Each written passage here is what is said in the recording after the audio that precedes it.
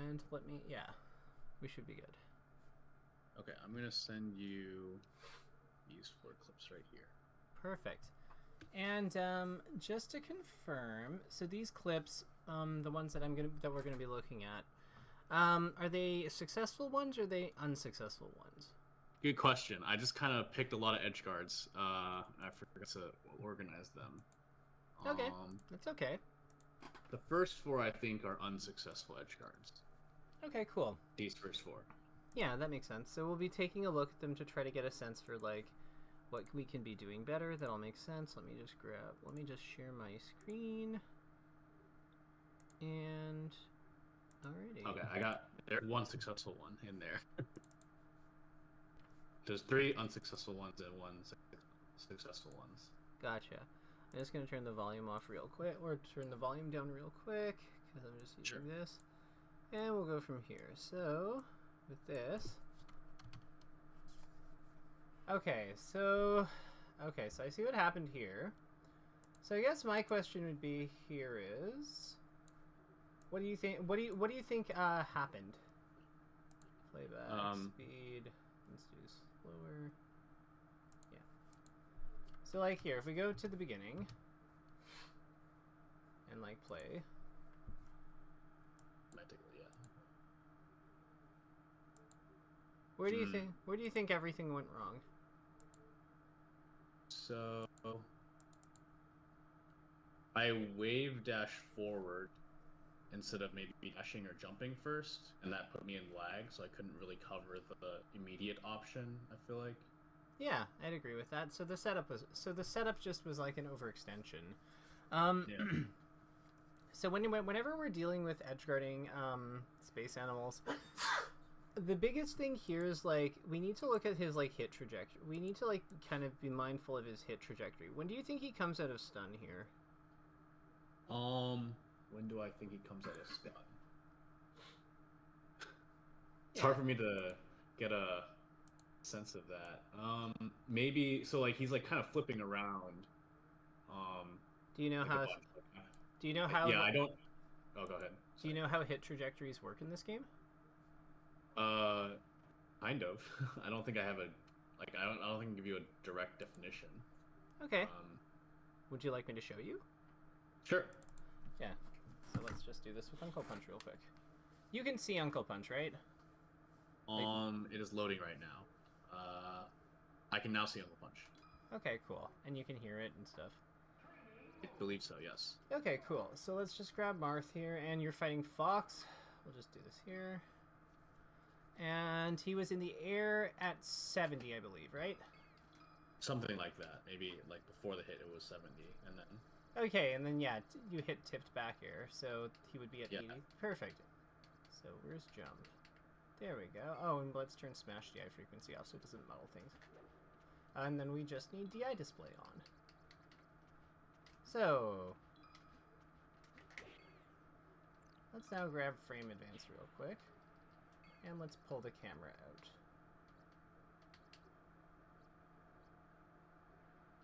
So you can see, like, where he comes out, we're going to have him do something else at the end of his thing, so it's a little more distinct.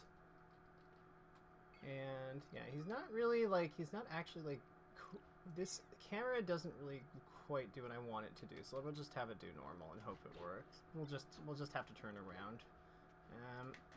So, you see how the DI is basically in, like, actually, that's a really good spot. You see how the DI is basically a curve? Yes. So that's because the move has a natural hit trajectory.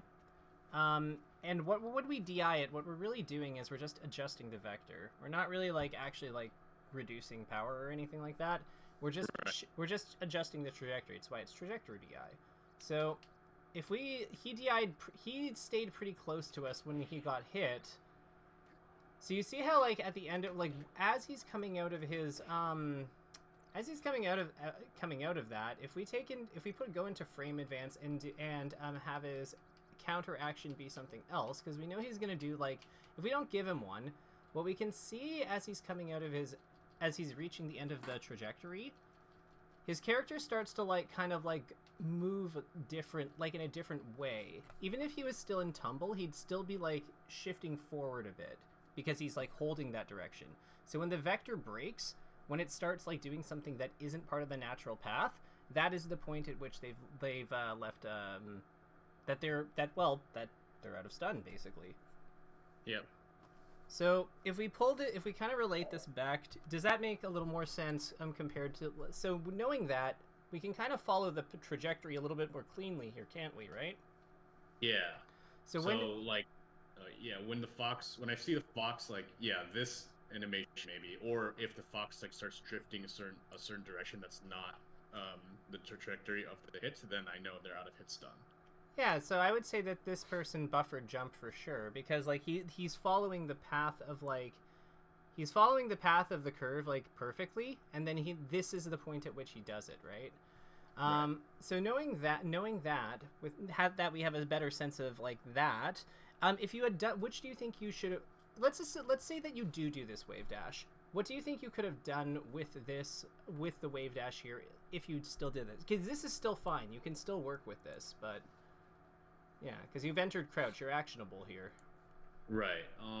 My thought is maybe jabbing instead of doing the jump I'm about to do, because I need to do like a fast option to hit the immediate side B. I guess the immediate jump side B. Yeah. You could also run off and fair. Right. I'm not 100% convinced. Like, I'm not saying I'm right or wrong. Like, I guess even right now, I'm not 100% convinced I'll make it in time if I dash forward and fair. But I guess that's why I'm saying jab, is because I'm not 100% sure if the fair will come out in time. Well, I mean, like the fair came out at roughly like as he went under you, right? Yeah, a little bit. So like the fair is out right now. Yep. So if that's the case, look at what you had to do to like get that, right? Because you had to basically dash, jump. You'd spend all this time traveling. If you just spent that time running, I think you get there. Yeah, I think that's a fair point. Like, I didn't think about like all the actions I did beforehand, but before the fair came out, I was like, oh, I don't know. I'm not 100% sure. Is like the only like I guess hesitation I have with doing that. But so those things make sense when you say it that way. Well, yeah, and I was going to say, that seems like, I would think that that's like a really important takeaway then, because if we're focusing entirely on like what move we're doing, but not how we do the move, then that's a pretty big deal. So, because you mentioned that you're focusing on you're not really paying much attention to the actions that came before the fair, but I'm saying that those are the most important actions. Yeah. Because that's what determines, like, this is what determines that wave dash is what determines that if you want to cover this immediate illusion, that you are jabbing or down tilting or doing the runoff fair. Like, this is what's like funneling your options into those things. Similarly, if you had like done the short hop here, if you had done short hop to approach the edge instead, the problem with short hop, interestingly enough, is it's kind of got an issue with the fact that you have to land. So like if he doesn't immediately illusion, but he times his illusion to swing around the time that you're about to land, there's a bit of an opportunity for him there in the middle, right? Sure. Yeah. Yeah, because like you're going to be in landing lag one way or the other. If that also happens to line up with when he's moving, there's also startup time on your attack. So that's like kind of what they look for. So okay. I would say that like the general structure here is like the opening step here is fine. I actually like that you stay on the ground where possible. No, before because he has his jump and he can therefore like delay his illusion somewhat. I actually do like that you stay on the ground a little bit here. Okay. But yeah, I just think that what was missing here was just awareness of, yeah, we went for a jump when we didn't have time to. That's it. Like that's not sure. that's a small thing. I'm curious though about, what do you think about what I know we've talked about fair. Do you think there's any merit to something, and like what do you think we do after the jab? Well, I should check if after the jabs, they're high enough, like, because they could SDI the jab up and then potentially like air or like side B, although they're kind of high percent, so I don't know how close they'll be to the stage.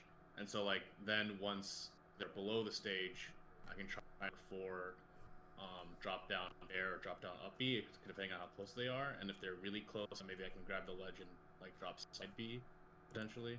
Yeah, that'll make sense. I'm wondering if we're potentially like making more work for us because he's not very high up.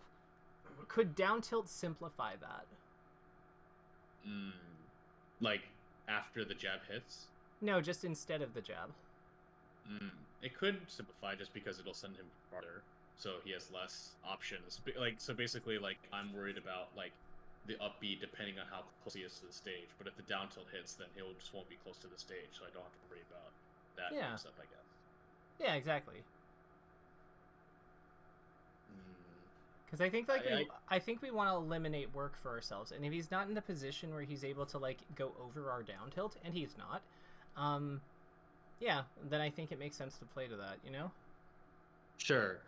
So I guess my question is, like, when I'm about to edge guard, or I guess when a good player is about to edge guard, they think about like this move ahead of time, right? That they're at a high enough percent that down tilt is like important enough to like remove a lot of the options possible.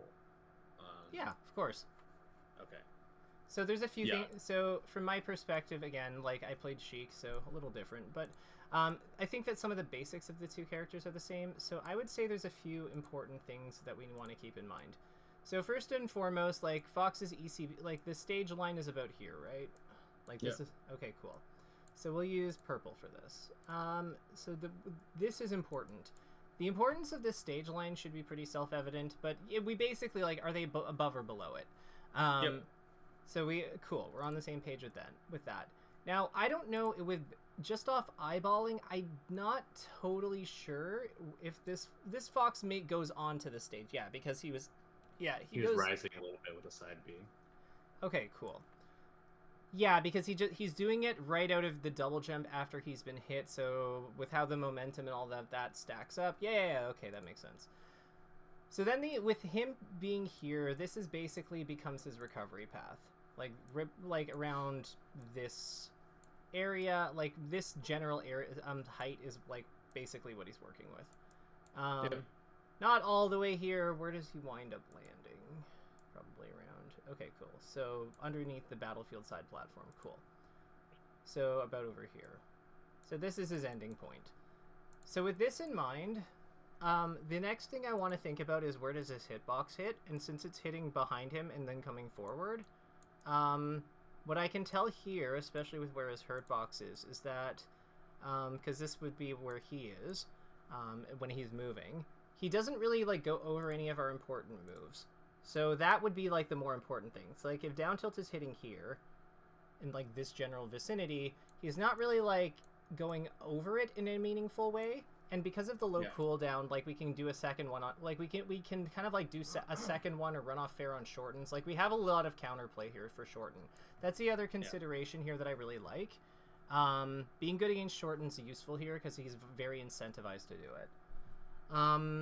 Aside from that, yeah, the other thing would be the percent. And let me think here. Is there anything else that comes to mind? Not really. Like this one's a pretty straightforward one. If he was a little bit higher, then I think it gets a little spicy. If he was a little bit higher, I think it gets a little spicier. But I think in that, like above a certain point, I would probably basically if he can attack Marth here, then at that point that around here is if he's above around here. So instead of being like here, he's like a little higher, maybe around here. At that point, that's when I start looking at jump more. Okay. So, I guess, like, because he just buffered jump into side B. Like, it's still, like, entirely possible that he just, like, delays the side B a little bit for him to go to the light blue line, right? So, is that... And at this range, I don't know if I can I don't think I can react that fast to, like... Or do you think it's feasible to react that fast to, like, the height? Because that's, like, a to me is such a like marginal height that can change a lot. I think you can because you have the travel time from here to here. Then you also have him like starting the side B. Yeah. And he doesn't start moving until like 21. Right, yeah. So like between the travel time where like the other thing is that you can kind of measure the distance based on like the rings relative to where his like start time is. So you have like Sure. a lot of reference, like this is very conveniently lined up here. So you have a lot of convenient reference points and ways to take in that information. So I think it's reasonable. I think it'll take some getting used to, but I do think I think it's a fair reaction. Sure, that's yeah. Because I think, and we were talking about this like very briefly about like trying to like cover everything. Because like in my head, like the reason why I jumped is like, oh, I'm afraid of all of these heights, so can I just like jump and fair a lot of the heights as I fall down? You can. Yeah, but like I think that fails to consider like, do I have the time to do it? Like, what's the like I just have in my head like, oh, that's possible, so I should do it, as opposed to figuring out if that's even the right thing to do. So I think the problem with fairing in general, so like the biggest problem with fairing, because you probably can fair in a way that covers all the side Bs. Like if you jump here and like you go right to the edge, like you do a perfect short hop distance, like perfect short hop, you probably can cover everything, because if he double jumps up here and then like side Bs, like you're still able to cover those. You won't be able to like hit him without his jump probably, but you can still cover all of these options from the different heights with fair. I think the bigger problem is that by you jumping up here and fairing so early, you queue to him to up B. Okay.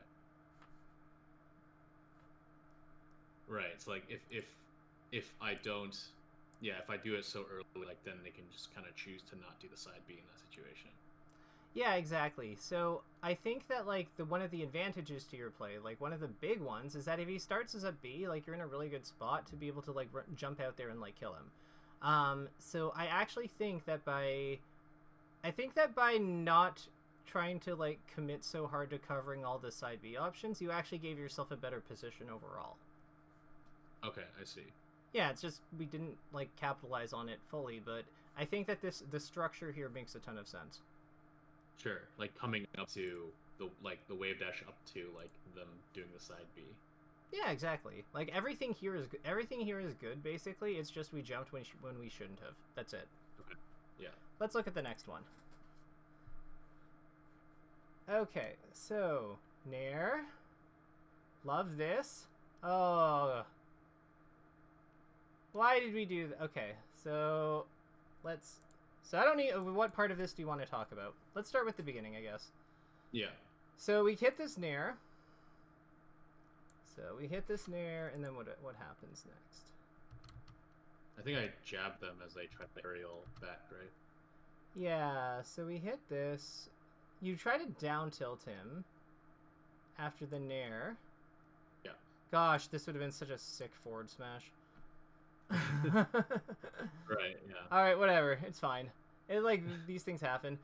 So this jab is amazing. 10 out of 10 jab. So the question I have here is, with how close he is, what do you think we do? What do you think we do here? Well, I could turn around counter. I could go to the edge and turn around counter. I could like wave dash back and forward smash the B up because he has to go straight up. Right. So here's okay. That all makes sense. Keep going. I mean, forward smash, forward tilt, like some forward hitting forward hit aerial on the ground oftentimes will kill him. I can also down tilt it, although he's at kind of like mid-ish %, so I want to tipper it so that he gets sent even further down and farther away. I could down air, but that's at risk of being teched. How is it at risk of being teched if we're hitting him below the stage? I guess yes, and maybe that's what I'm trying to do with the wave dash, but you just so to me this just screams like short hop, fast fall, and do the down air here. Okay, sure. Because like, what does he do? Like, he has nothing. Yeah, I'm just afraid of getting. I'm just most afraid of getting tech like it being tech, like SDI and detect on the like ceiling or the wall or something like that. But then he's still dead, because like what does he do with that? Mm, Like if he I mean, let's think about this. Okay, so let's say he techs here, right? And then he goes here. So like he techs this with like 2 SDI inputs up because he's like the best player of all time. So he techs here. So Fox is now here, and he's like, yes, I'm a Fox. Of course I survived that. I am Fox. Ha ha ha. Victory. So what does he do with this position? He has no jump. like he has to go for some crazy like angle that hits like the pixel like up to the like Right. rides the ceiling and how like catches the ledge basically. Right, and then what we do is we know that that's the only thing he can do, so we do this, and when he starts moving, we roll. Yeah, right. Yes. Like, what does he do? I don't know. Yeah. You are You think that people are way better than they are. Like Maybe. Like I don't know. I just thought that like a forward smash or a down tilt would like more directly kill them, or at least give them less counterplay because I can do the next thing afterwards. But I don't know. I mean, like, so to be clear, I have zero problems with you backing up and doing down tilt and then like running off and up being him. I have zero problems with you. I think that F smash is the one play I'm kind of on, because the last thing I want to give Fox here is height. Okay, sure. Because like let me ask you. So if Fox winds up over here, like over here with it after being down tilted, because we like backed up properly, so we don't trade. Yeah. And he winds up somewhere in this blob over here, versus he winds up further, like maybe over here, but like he's now above stage line. Which one is the easier edge guard? First one. Yeah, like Yeah, because if he's anywhere in this blob over here, like with his various DI inputs and such, even if he's further back, like he has way more options here. If anything, the extra distance really works for him, because it's time that we have to spend traveling to cover hit, to hit him, that he can use to kind of charge or like put like account for the wind up of his up B. We actually want him close to us, because then we can just dunk him really easily. This is why this is good and this is good. Right. So I would say that, yeah, down tilt 1000% makes a ton of sense. The only reason I don't like it here is because we have to back up to do it. Although what you could do is you could jump back and then forward air, and if he DIs into, like, jump back and forward air to like kind of cover him coming up, you'd kind of like be aiming to hit him around here. And then if he DIs into it, then you just like spike him and kill him.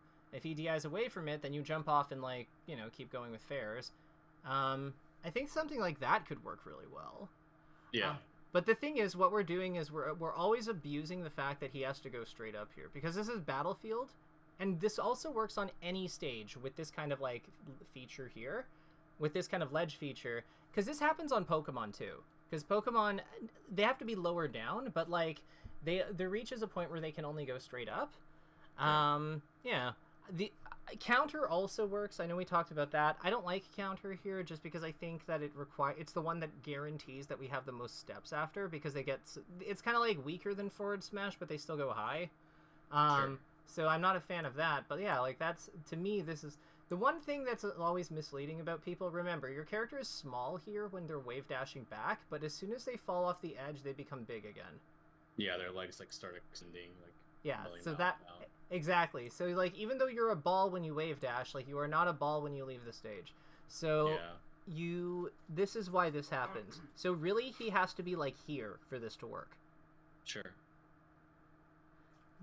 The other thing you could do if you wanted to be super funny, and I love being funny. I hope you do too. So let's say we do wave dash back. Is there a way we can make this wave dash back work?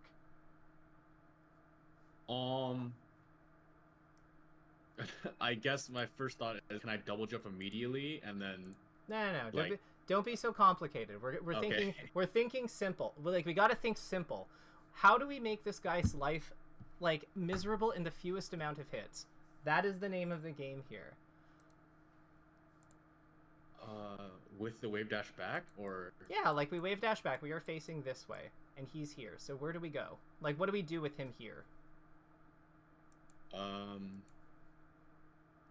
I don't know. I don't know why I can't stop my brain from thinking about getting hit by the up B. But can I like keep drifting back and forward air him underneath the stage? Yeah, of course we can do that, because remember, we're only getting hit by this because we're fast falling into him.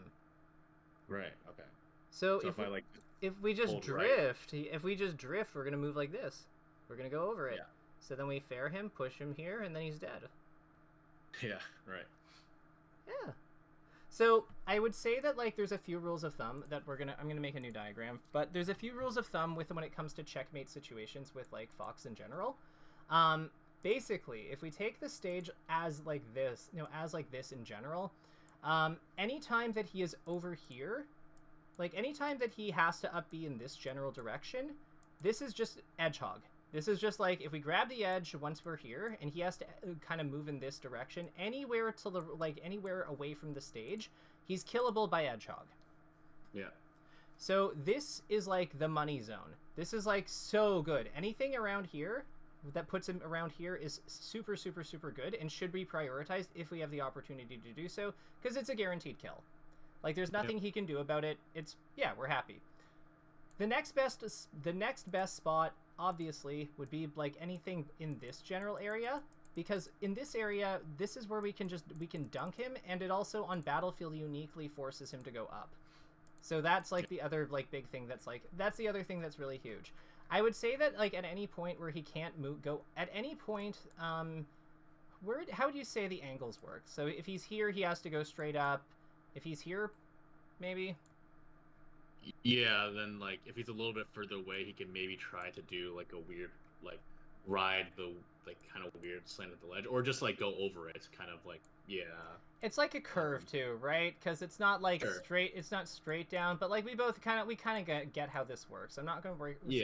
I'm not gonna worry too much about it, but like basically anything in this general red area is also really good for us, because it means that like he can't like his angles are so restricted because of the nature of the situation that he's basically either going straight up or straight at us. So anything with that kind of dynamic is good. The spots are like that are really bad for us are anything above, anything like over here, really, in this kind of area, in this kind of yellow area up here, because this is where he has the most options, and this is also like where I want to point out I did not like forward smash out of the options the most because of this area. Okay. This is the spot where he has the most stuff. So we actually want to kind of just like feather him off the stage and then push him. And this is like, if we kind of had to label them, like it would just be probably, we'll use gray. So like best, and then like second, and then third, and then fourth. Because like when we take a look at like where we want to put him, it's somewhere around here. So when you have the option to put him here because of like the nature of the situation, absolutely go for it. I think that the structure of your edge guard is actually quite good. I just think you're trying to do too much. Let's watch one more because I know your friend's waiting. Sure. This is the third one's the unsuccessful one. I think the third one's a successful one. Okay, let's watch this one quickly. Okay, So that was a weird one. Let's see, but let's take a look. See. So you did this. You got this jab, and yeah, that was fine. That was good. Okay, so this is the third one then. So what happens here? Okay, cool. So with what we've kind of gone over and like how we understand this position to work, what do you think we should do here? Well, so we want to try to avoid. So my first thought immediately was wave dash back forward smash, but we just went over. We should not try to give him height. So either, I guess. So I try to do down air. I think the idea is okay. I could just time it a little better, or I could just back off and down tilt again, like try to do the down tilt so that the spacing to maybe like dash off and forward air is less awkward. I feel like if I try to do it, then I need to hold back at this height because then I don't want to get burned as I like double jump into him. Mm-hmm. And then, yeah, I guess. Yeah, the other thing is like down airing also still just like from stage instead of off stage, because what about run off fair? Mm, I'm just afraid of like getting burned. So like I need to make sure I don't like the spacing. I just need to make sure the spacing's like good enough that I don't just like drift full into him and try to do it. Yeah. But yeah, I think that down air makes some amount of sense because like down airing from this stage makes sense because he can only go here, here, here. So like his angles are really restricted, so that makes a lot of sense to me for sure. The other thing that makes some amount of sense for the same reason is just like backing up a little bit and then just going for the like backing up a little bit and then going for down tilt or jab or whatever to force him low into a more convenient position. Sure, yeah.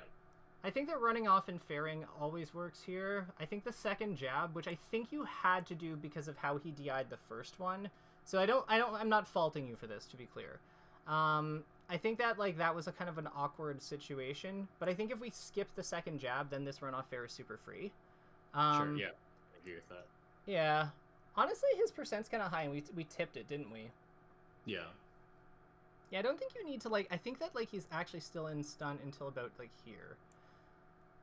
So I think that we could have actually just like not done this and still run off faired this if he illusions here. Right. So I think that the second jab is like a big thing. Okay. But yeah, like I think the structure is overall fairly good. It's just like when he comes up, we're trying to do too like we're just trying to be too perfect. Like we don't have like we're trying to like we're going for the jugular, but we're in a kind of awkward position, and I think it's okay to acknowledge that and just try to get a better one first, and then we go for the kill. Yeah, I think that's something I don't do well or at all is like determining like the position I'm in. Like I guess like what we're saying is like, is this awkward or is this not? Like, and sometimes like that just doesn't put into my mind ever. Well, or I mean, like it doesn't come fast enough, I should say. Well, I mean, like, so I would say here, when you look at this spot, can you kind of like what about it makes it awkward?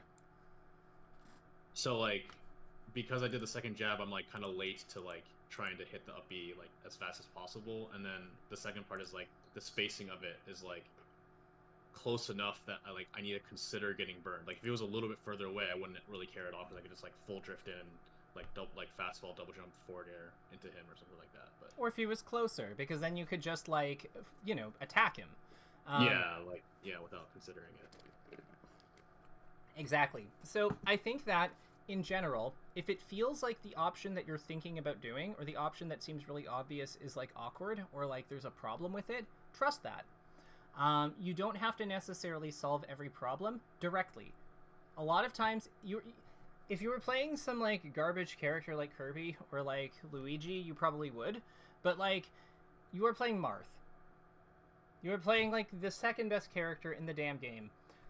He is extremely good, especially at killing this character in particular. It is like if he is trying to use his like woodland bewitchery to confuse you and make life difficult, you have the luxury to be able to say, I will use a different option. Yeah. Or I will mulligan and see if I get a better thing by putting you back in the same, like forcing him to like have to recycle this position, this recovery position off stage is really, really good because, like I said, the other thing here is we're still progressing our game plan, right? Because this is the third best recovery. Like this is probably the third best recovery position.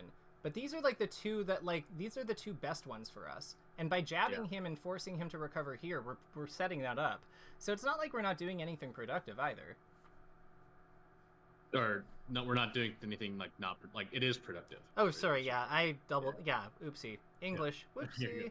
But yeah, like we're still doing something very productive. We're still advancing our game plan. We're just acknowledging that we need another step because he's recovered well. That's all. And that's not the end of the world. Yeah. Okay. The other thing that I really like in general, if I'm not sure, jumping back and fairing and covering this area with the curve, because like really, he's not going to be able to tech it generally if we do the fair hitbox low enough. And if he recovers into any of these spots, it's really bad for him, and it's so efficient. Like it's so fast, it's so efficient. When in doubt, I think that if you're gonna pick if you have an option that you're gonna do when you're not sure, fair and place on stage just for the sheer range it covers is not a bad backup plan. Yeah. Okay. All right, cool. We've kept your friend waiting long enough. Let's watch some melee. Unless you want to do anything else. But I think, well, how are you feeling about this? I'm feeling good. I have at least a few like more like very very concrete frameworks to go around. So I do like, especially like when I watch someone else's lesson, not even just my own, but definitely now, like I really want to like try it, or at least like try to fail at it and then figure it out afterwards. Oh, give yourself more credit. I've seen you play. So I'm gonna give you my spectator code, and yeah, let's get cracking. Sure. Let me just grab that for you. Oh, if you don't mind me asking, whose lesson did you watch? I mean, I'm also a subscriber of Drug Fox lessons, so I often watch a lot of the ones that he's recorded. Okay, cool. Give me 1 second. I forget how to do this. Okay. Oh, third tab, start the game, and then enter the code and start broadcast.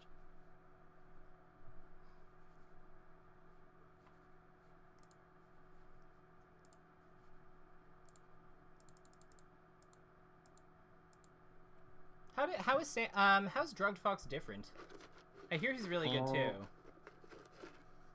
I think sorry, give me 1 second. I'm copying your code. Mm-hmm.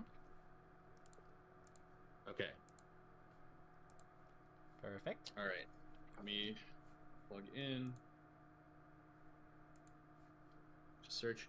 How is Drug Fox different? I think that actually what you were talking about like way back about like how there's so many like kind of granular situations that trying to go over all of them is like maybe not as ideal. I think Drug Fox does that a little bit, at least like in certain situations, like going over very granular details. So I thought both of your guys' styles together might make sense. Like you kind of having a more like abstract framework and stuff like that, and then Drug Fox like working on the details. Nice. I can see you. I'm perfectly fine, by the way, so we good. Okay, cool. I think I might have to adjust the volume, but that's a me thing.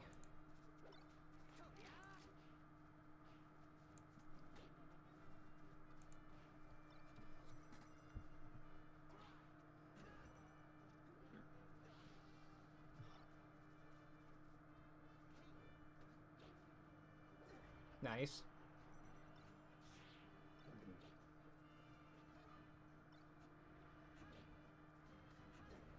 Nice. See? What's a tech gonna do to that? You just hit the back air anyway.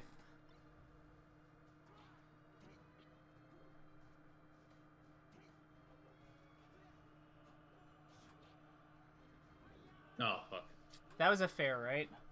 Yeah, I tried to fair. Okay, yeah, that fair would have been really good. That would have worked.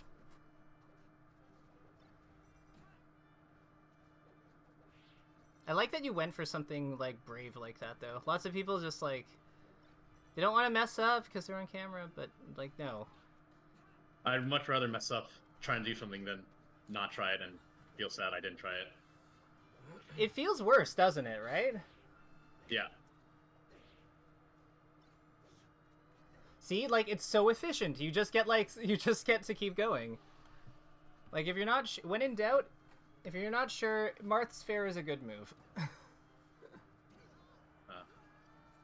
I feel like Drugged Fox with his approach, not to throw shade, but I feel his approach would be like, you should always know what the right move is. And it's just like, yes, I know that, but no one will... like that.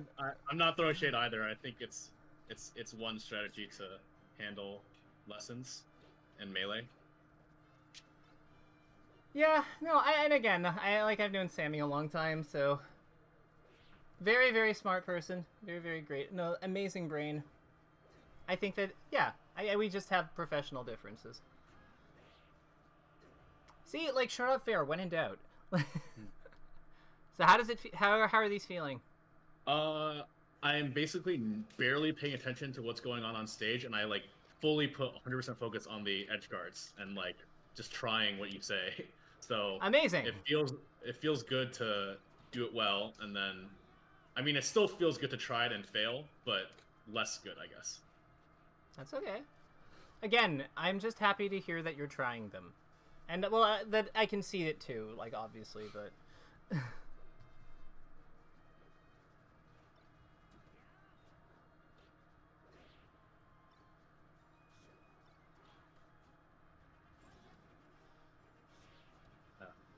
Yeah, you have to go a little bit sooner on that fair. Like, whenever you're covering with fair, remember, you're covering with, like, the frame, like, 6, like, frame 5, 6 of it. Yeah. So, like, it's not quite as fast as when it's, like, above you.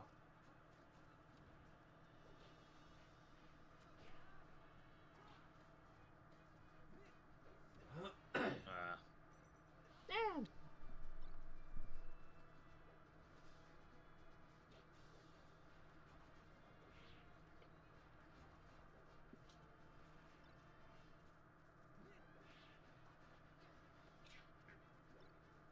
Oh, you did the dash grab. That's like the Kadoran thing. It was a misinput jump cancel grab. Don't problem with me. Oh, never mind. That was a really good attempt. I really liked how you set that up. Yeah, I would have considered back air from the edge because I think it covers that space too.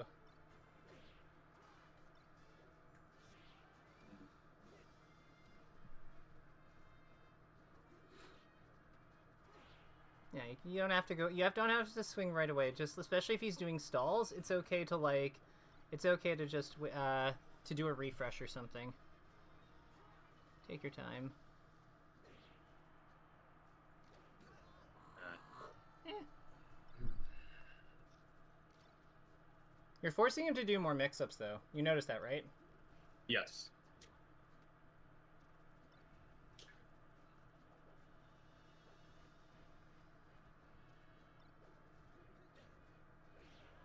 I would have up smashed him.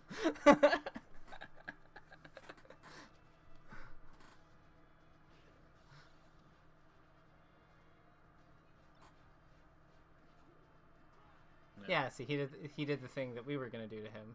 Right.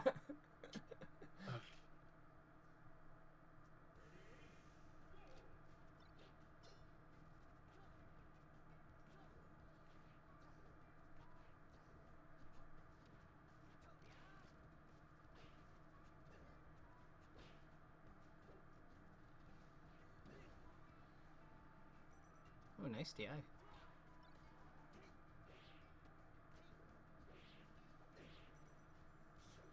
Oh, that was a little silly. Oh, you could have made it back though. Yeah,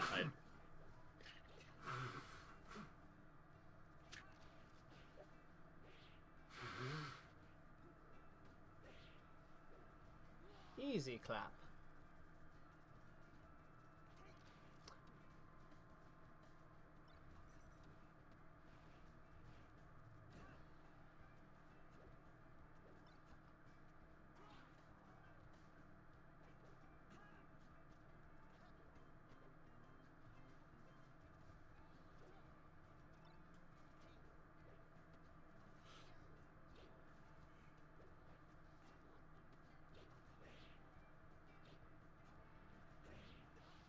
no. Right idea. With that one, you want to actually hit with the very bottom hitbox of Marth's Fair. Yeah. Because then you can survive that. And if you're not sure, just like you don't have to necessarily fast fall. You can do the fair earlier and then fast fall it then. Like fast fall it as the hitbox is coming out. Like just adjust it. Like play around with the different timings available with it, basically. Or even just do the slow fall. Again, you don't have to necessarily beat him to the punch. It's okay if you just fall on him with the giant disjointed move. Yeah.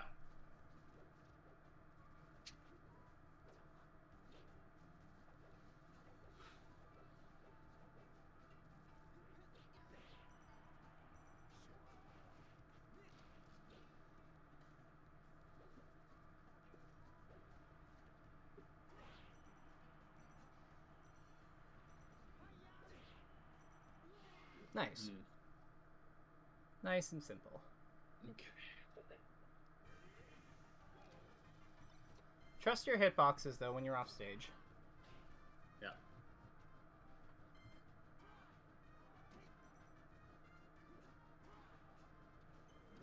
Oh, nice. This sneaky of him.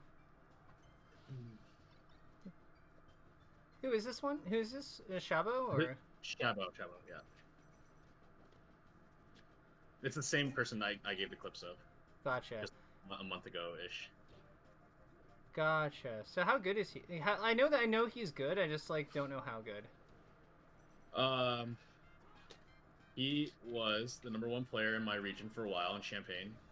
I have never taken a tournament set off of him. I've played him in like, I don't know, 10 tournament sets, and he is top 100 as of last year, this last ranking. For some reason, I feel like he Skurzo, right? Or do I have that wrong? They are different people. No, I mean like, but they play each other, right? Like in finals. They have played each other, yes. Okay. Gabo has since moved to Virginia, and Skurzo actually just recently moved to Japan. Okay, I'm good. Okay, I'll stop talking. I'll stop distracting. No, you.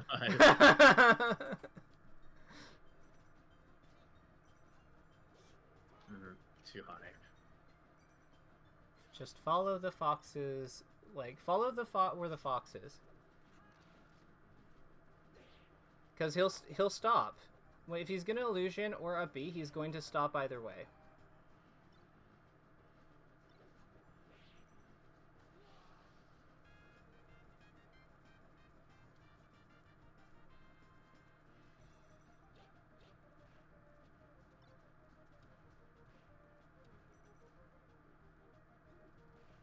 Oh, okay.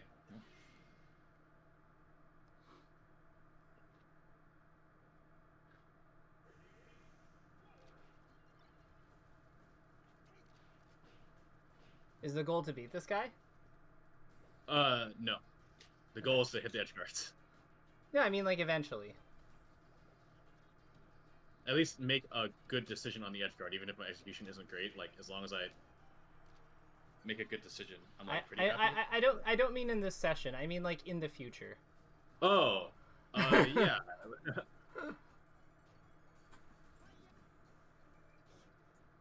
See? The counter was a bad habit, so I should have. No. The counter was good. That was a really awkward position, and it worked. Like this is fine. The counter's probably like the second or third best thing you can do there. So like I'm not gonna fault you for doing the second or third best thing. Sure. Like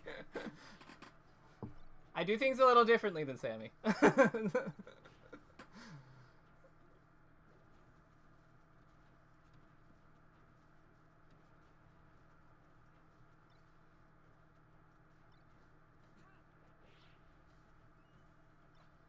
Oh, I love that decision.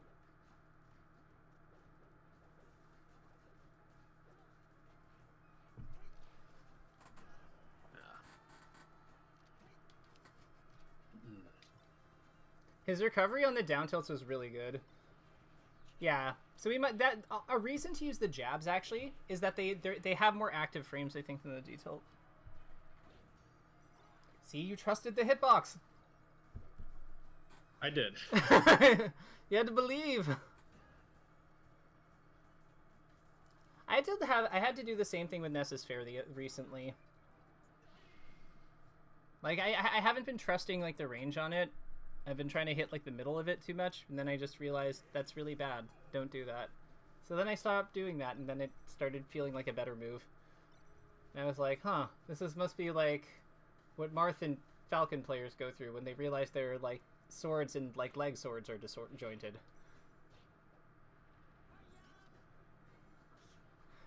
I love that call out. That was such a good call out. Actually, you know what? Honestly, if he can't get below the ledge, yeah, like what does he do there? Like how is that not like the thing if he doesn't go above stage height? Huh, that's actually genius. I love that. Because if he up Bs, then you just ledge hop back here. You're right in position. It's okay. So we've learned a valuable lesson about running off in fair. We just have to be in a position where we can up B back efficiently at the end. If we're like not sure we're gonna hit it.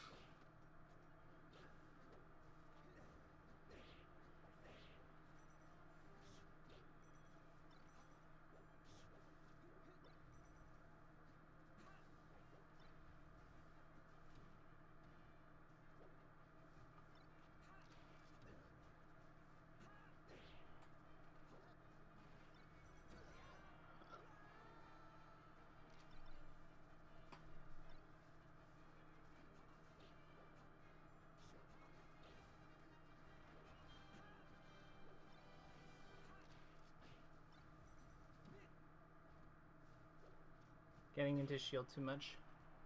Okay. Oh. It's okay.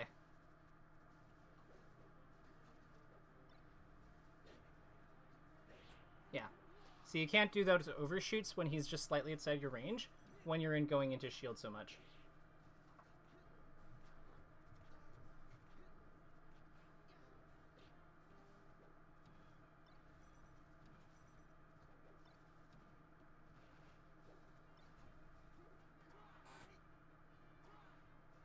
That side B, I think, cost you. I think if you just up B'd right away, you actually, yeah, you could have made it back. Okay. I know we're focusing on edge guarding, but this will give you more chances to edge guard. I agree.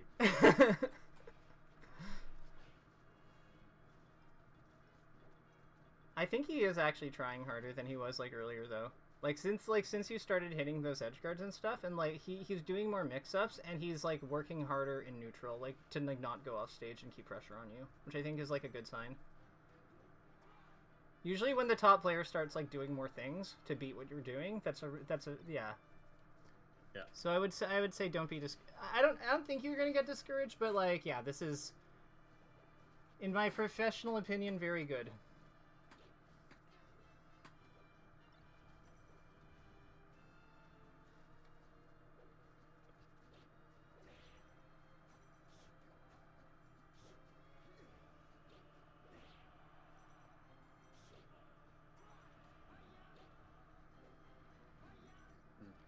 Oh, you're already spaced. You didn't have to move.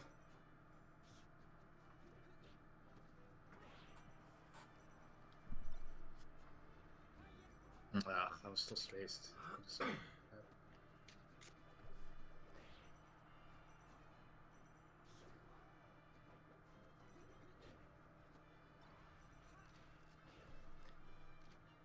I don't really like up B as a finisher in tech chase anymore. I find that the good players are always ready for it. I feel like it's just better to like just cover it with like, it's better to do like other stuff and then use the up B later when they're used to the other stuff.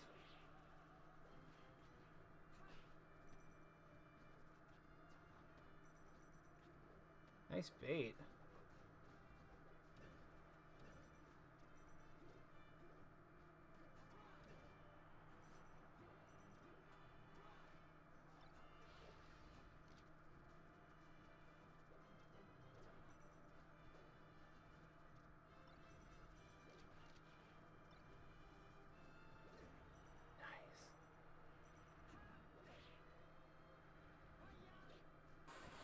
Oh, I love that. Yep, he's dead.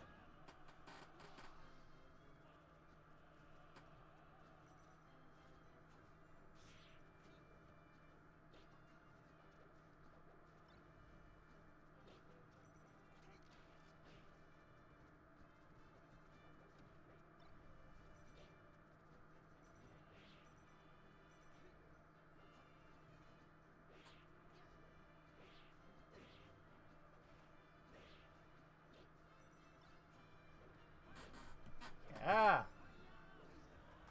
That felt good. Yeah.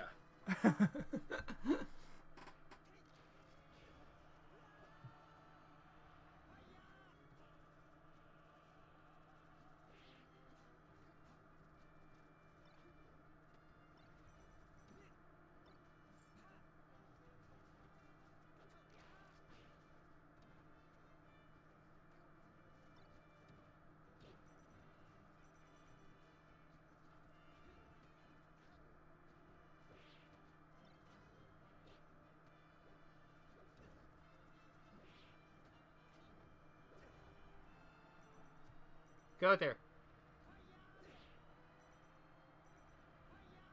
Oh, I meant to. It's okay.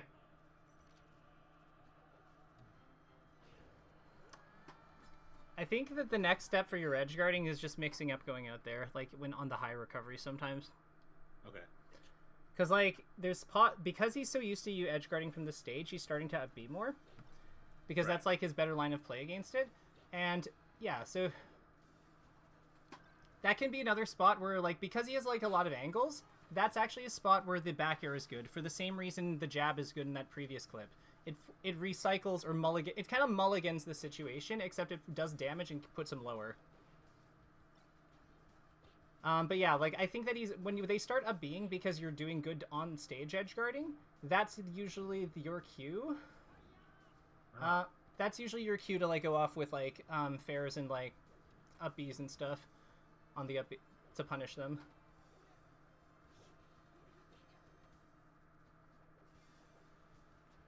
After this game, we'll debrief. Love that.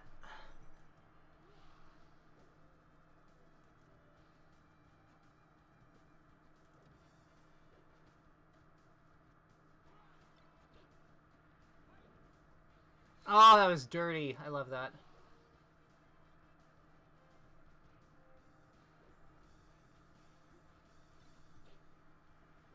No, fuck. No. That was absolutely 1000% the right play to go for, though. Yeah, right. Like, the important thing is, like, we went for the right play. The execution will come. Like, it's just, like, making sure we know when to do things. Bodied. Let's go. So, quick debrief before you start the next game. Everything here looks good.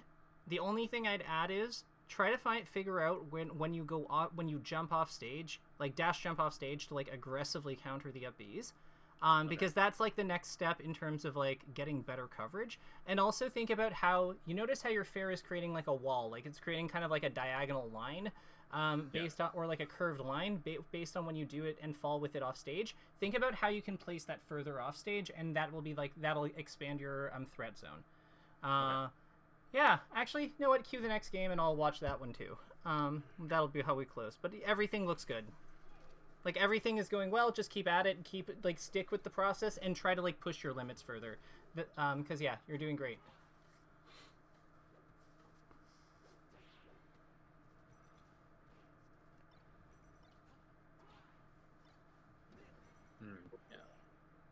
Yeah. Does this guy get salty when he plays, or is he just, like, pretty cool and collected? He's pretty cool and collected. I don't think he ever gets salty playing me. And that might be, like...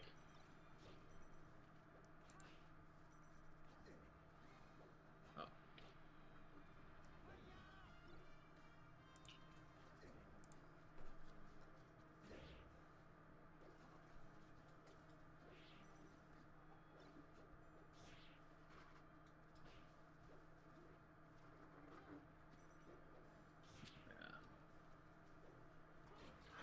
Honestly, like, just, like, looking at some stronger, like, tech chase options off of forward throw, I think would also help you. Because I think that you're doing a lot of, like, you're doing a lot of ones that are, like, high... They're good if the opponent plays into them. Yeah, but they can get punished pretty hard if they miss. Yeah, like, I'm thinking, like, the up B and down smash, and I think with the up B, the problem with both of them is that, like, a lot of times I feel like those two don't really kill Fox a lot of the time, even if you get them. Oh, platform. Okay. Yeah, platform fucked me. So that would have been a time when counters actually, like, the bee's knees, because, yeah, it doesn't care about the platform, yeah. See, this is what I mean about, like, the positions being so dynamic, because, like, on any other level, it would be, like, obviously we fair there, and it's like, on this one, no, we don't. Well, on this one, we do some of the time. Like...